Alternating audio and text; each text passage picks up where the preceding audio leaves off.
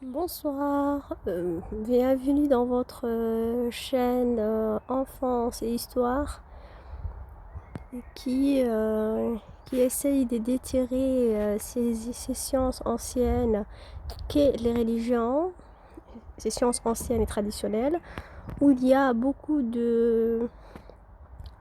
d'avantages à apprendre, à part en dehors de la spiritualité. Il y a aussi beaucoup d'avantages dans la discipline, la morale. Et on va essayer de traduire ensemble. Et j'espère que ça sera utile pour vous et que vous en tirez des choses à mettre dans votre vie ou même que vous aimiez comme science.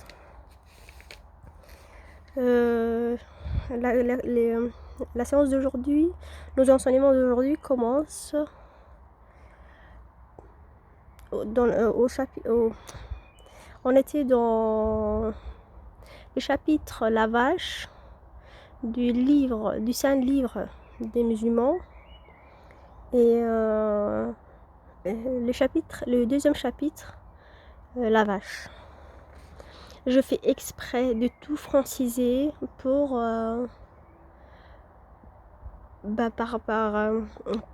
que je sais pas si le thème dérange les réseaux sociaux aujourd'hui. Et c'est une science que j'aimerais bien partager. Et je fais exprès de tout franciser. Je dis chapitre quand c'est la sourate. Je dis quand c'est le verset. On dit verset en arabe. Ou on dit, voilà. Moi je dirais phrase. Voilà. Comme si c'était un livre. Et je m'excuse. Je m'excuse pour les gens. Mais voilà, je le lis comme un livre et je traduis comme un livre. Auparavant, j'ai essayé de faire ma propre traduction. Là, je me suis un peu référée ayant moi-même étudié la traduction, j'essaye de faire ma propre traduction. Là, je me suis quand même référée au livre, à la traduction française du Saint-Livre. Voilà. Verset 30, chapitre La Vache, chapitre 2. Les anges veulent j'essaye de faire un petit résumé et je mélange avec l'interprétation. Il se peut que je ne dis pas à chaque fois, là j'interprète, là je résume. J'espère que vous me suivrez. Je filme en pleine soirée et c'est quand j'ai un peu le temps. Les anges veulent comprendre sur la création des humains. Iblis les djinns dans la communauté des anges apparaît. En fait, dans cette partie, il y aura les anges. Là, j'essaie de faire une petite introduction. Les anges qui voudront comprendre pourquoi Dieu veut créer les humains. Et je voulais aussi vous dire que Iblis est un ange. Il est dans la communauté des anges, mais voilà, c'est un ange. Il faut savoir qu'il y a des anges qui sont malveillants et comme les djinns, on les appelle les anges djinns, c'est les djinns. Il y a aussi les anges, ceux qui travaillent avec Dieu. Ils refusent l'ordre de Dieu qui est d'accueillir et de tolérer cette nouvelle créature supérieure. Là, c'est une espèce de petite introduction. Voilà, là, je passe à la traduction. Rappelle-toi quand Dieu a dit aux anges, je ferai de cette humanité, je ferai cette humanité, où je créerai dans cette terre des associés, des héritiers, des partenaires. En fait, le terme que Dieu a utilisé, c'est califat. Je créerai des califats. Et moi, je traduis comme des successeurs. Et dans cette partie, j'avais pas regardé pour les livres la traduction française. Mais il y a beaucoup de gens qui traduisent des héritiers ou de... en fait, Dieu dit qu'il va créer l'humain et l'humain aura le même pouvoir que Dieu dans cette vie. Et c'est pour... En dehors de la religion, moi j'étais très surprise de me pencher sur cette phrase, que l'être humain a vraiment beaucoup de pouvoir et beaucoup d'estime selon Dieu. Selon Dieu. Pour Dieu, voilà. Pour Dieu, l'être Dieu donne vraiment beaucoup d'importance à l'humain, contrairement à tout ce qu'on nous a rapporté, que l'être humain n'est pas grand-chose. Dieu dit clairement un califat. Moi, j'ai traduit califat comme successeur parce qu'à l'époque du prophète, les gens qui l'ont succédé, on les appelait les califats. Et si Dieu nous définit l'humain de calife, de successeur, bah c'est quand même très important et que c'est très flatteur. Et dans tous ces livres, vous verrez que Dieu donne beaucoup de valeur à l'humain et dit que l'humain peut être très haut et aussi peut être très bas. Voilà. Peut se mettre très bas, mais normalement il est quand même très haut parce qu'il a tout ce qu'il faut pour réussir.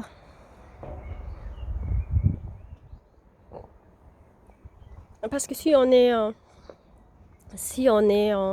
reconnu comme successeur, comme Dieu, bah c'est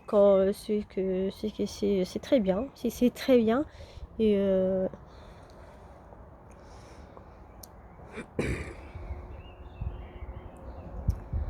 qui perpétue l'ordre de Dieu. Dieu dit voilà qu'il va créer, il dit aux anges qu'il va créer des successeurs, qui va perpétuer, qui va continuer l'ordre de Dieu sur cette terre. C'est-à-dire quelqu'un qui va essayer de garder l'ordre de la nature, quelqu'un d'intelligent qui va maintenir l'ordre. Voilà, mais avec toutes les difficultés bien sûr, hein, parce que la nature peut se révéler parfois contre nous-mêmes et bien sûr l'être humain a aussi ses faiblesses. Donc la sagesse, Dieu nous apprend à négocier, à se concerter, à échanger pour faire comprendre à nos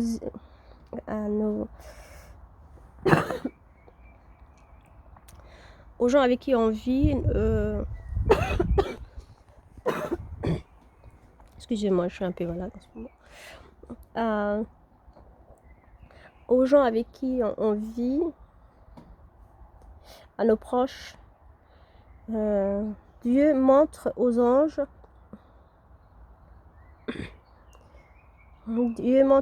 en questionnant Adam, que ce dernier est doué d'apprentissage, de savoir et de propagation. Voilà. En fait, la première phrase, c'est-à-dire le verset 30, la phrase 30 du chapitre La Vache, Dieu s'adresse aux anges. Dieu s'adresse aux anges et Dieu s'adresse aux anges et il leur apprend qu'il veut créer des humains, des héritiers, des successeurs dans ces mondes. Et c'est une sagesse parce que Dieu donne directement ou indirectement des conseils. C'est une façon de dire que si on a envie si on vit avec des gens ou avec une communauté, si on va prendre des décisions et que ça concernera tout le monde et que tout le monde sera impacté directement ou indirectement par ces décisions, il faut quand même informer. C'est pour ça que Dieu, malgré sa supériorité et que les décisions lui reviennent, il se concerte avec ses anges, leur prévient quand même de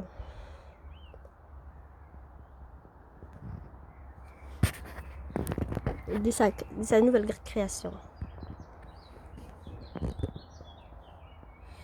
Moussa, Abu Moussa al-Azhari, Al-Ashzari a dit que les prophètes a dit Dieu a créé l'humain d'une part de chaque terre. Dieu a pris des poignées de toutes sortes de terres que contient la terre et a créé et a ensuite fermenté, puis durci et puis réamolli. En fait, il a donné forme à partir de toutes les terres. Et avec le premier humain contenait toutes les terres. En fait, le corps humain, la peau de l'humain est créée des terres. Et les enfants d'Adam sont venus comme les aspects des terres qui les ont produites au préalable. Noir, blanc, brun, jaune, des gens faciles, des gens un peu difficiles, des bons, des mauvais, des compatibles, des incompatibles. Voilà. Il y a toutes sortes d'humains comme il y a toutes sortes de terres. Placerez-vous sur cette terre des gens. Là, il y a les anges qui demandent à Dieu. Placerez-vous dans cette terre des gens qui corrompent. Moi, j'ai utilisé les mots corrompre.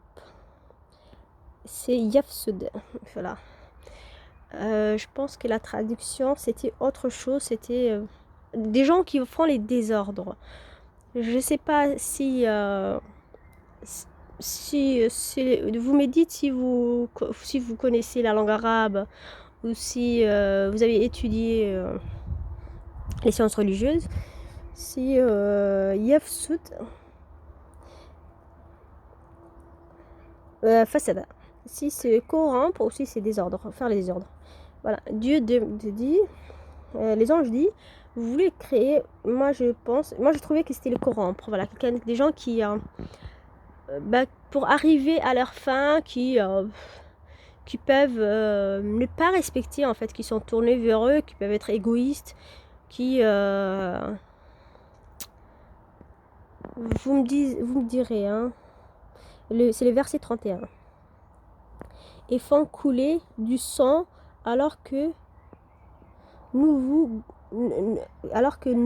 pouvons vous suffire pour vous glorifier.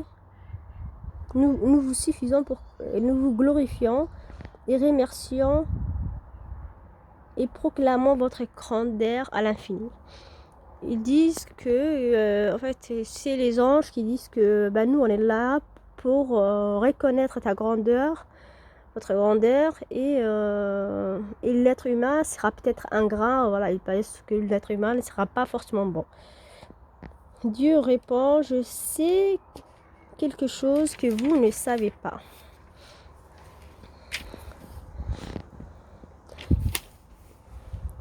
Il y aura beaucoup de gens bons ou chics parmi les humains. Dieu a appris à Adam les noms de chaque chose, puis il leur a présenté, il a présenté ces créatures aux anges et leur demande d'éclaircir les noms de ces choses si vous êtes véridique. Dieu a fait en sorte que Adam sache le nom de chaque objet ou chaque élément qui compose la terre. Et Dieu demande aux anges de dire les noms de ces choses-là, de ces éléments-là. Et les anges disent, honte à nous, ou gloire à vous, Dieu. Nous n'avons de savoir que ce que vous nous avez appris. Certes, vous êtes l'omniscient, c'est-à-dire la personne qui sait tout. Voilà, Dieu est omniscient, c'est-à-dire qu'il a toute la science, tout genre de science, c'est-à-dire pas seulement la science de l'être humain est limitée alors que la science de Dieu est illimitée. Et les anges disent à Dieu, vous êtes l'omniscient, al-alim, et vous êtes le sage qui posait chaque chose à son endroit, alors à l'endroit qui les correspond. Et là, ils ont eu un peu honte, ils ont été un peu surpris que l'être humain savait toutes les choses, les noms de toutes les choses. Et en fait, c'est une façon de... En fait, il y a des sagesses derrière tous les versets. C'est une façon qu'on nous apprend de pas avoir des a priori sur le gens, parce qu'on ne sait pas ce qu'ils peuvent savoir, ou ce qu'ils peuvent ne pas savoir, ou ce qu'ils peuvent être, ou ce qu'ils peuvent ne pas être. Voilà. Même les anges ont eu des a priori un peu faciles sur l'être humain. Certes, c'est vous. Dieu dit, ô Adam, informe-les des noms de ces choses. Quand il leur a ensuite cité les noms, Dieu dit, ne vous ai-je pas dit que je connais l'absent des cieux? Excusez-moi, je fais un peu vite. Dieu dit à Adam, informe-le des noms de ces choses. En fait, après l'épreuve, après que les anges n'arrivaient pas à répondre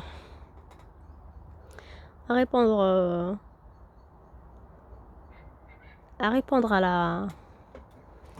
la question, Dieu a demandé à Adam et Adam a répondu, il a cité les noms et là Dieu dit aux anges, montre aux anges qu'elles se sont trompées, et non seulement ils se sont trompés sur l'humain, mais elles se sont aussi trompées sur Dieu, parce qu'elles ont même oublié que Dieu savait ce qu'il faisait. Et ils ont, je sais pas si dire elle ou il, en fait, les anges. Ils ont aussi osé dire à Dieu, mais vous vous rendez compte de ce que vous allez faire, vous allez quand même peut-être vous tromper, voilà. Alors que Dieu ne se trompe pas. Logiquement, bien sûr, hein, c'est Dieu. Hein. Après, on a le droit de croire ou pas croire. C'est comme c'est fait dans la religion. Et ça, c'est de récit. Et si on ne croit pas, on respecte. Et on essaie juste de prendre la sagesse ou la morale.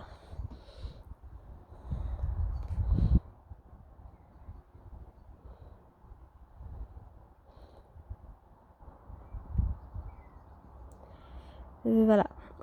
Après, Dieu leur répond, après que Adam a récité les noms des choses que contient la terre, Dieu répond, ne vous ai-je pas dit que je connais l'absent? L'absent, c'est-à-dire je sais également, l'absent, c'est, excusez-moi, c'est ce qui contient les profondeurs de la terre et des cieux. C'est-à-dire que Dieu sait que je sais en fait, nous on voit par exemple la nature, et Dieu sait ce qu'il y a à l'intérieur, en fait. C'est ce qui est des sciences que nous on peut pas savoir, parce que nous on sait la science pratique, pour notre survie, mais il y a aussi beaucoup de sciences qu'on peut jamais atteindre, malgré, même si on essaye. Et Dieu dit que il sait l'absence, c'est pour dire l'invisible. Dans la traduction, dans la traduction française, il disait l'invisible. Moi, Al-Qaib, moi je dirais c'est l'absent. Et l'absent, c'est plus des choses qui sont pas, en fait. Des choses qui sont pas, par exemple, quelqu'un qui peut mourir comme ça d'un coup. Dieu, il sait les étapes qui sont déjà passées, ou là, ou les points qui a fait en sorte qu'il lâche la vie. Nous, il y a des choses que, voilà, aujourd'hui, on ne peut pas approfondir. Il y a des gens qui ont dit, par exemple, crise cardiaque ou je sais pas quoi. Et ils peuvent savoir plus loin. Hein, moi, j'expliquerai comme ça. Si vous pensez autrement, vous pourrez me le dire. Je dis que moi, je sais l'absent. Je sais également ce que vous cachez et ce que vous montrez ou ce que vous divulguez. Voilà. Et la sagesse dans cette partie, c'est que ce qu'il faut qu'on dise, qu'on ne sait pas, qu'on ne sait pas. Il y avait Malik ibn al-Anas, c'était un des compagnons du prophète. On l'appelait... il était reconnu pour son savoir. Et il y a des hommes qui sont venus les voir pour lui poser des questions auxquelles ils n'avaient pas de réponse.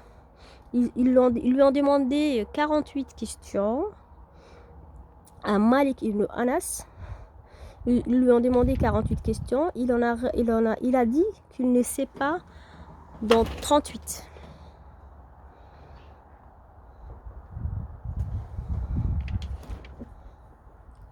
Il a dit je ne sais pas. À 32, il a dit que je ne sais pas. Je ne sais pas, malgré son savoir, on a tous plus de choses qu'on ignore.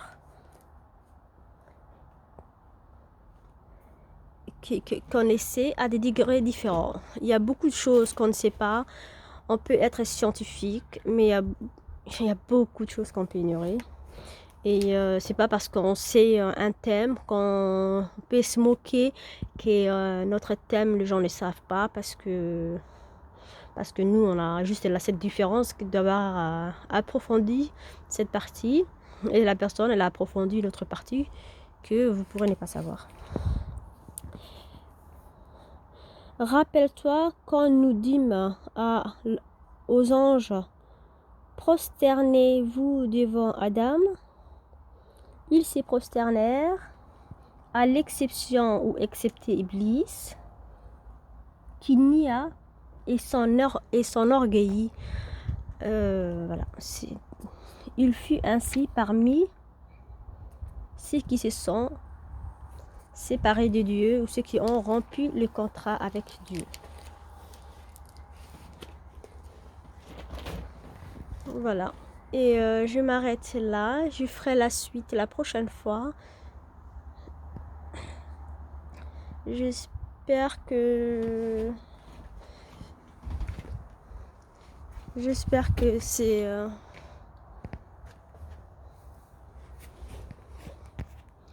j'espère que ces petites traductions vous seront utiles. Voilà, c'est la tombée de la nuit, il est 8 heures. C'est aussi beau que la matinée. C'est le printemps. Et je vous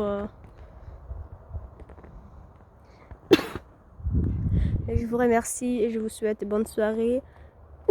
Au revoir.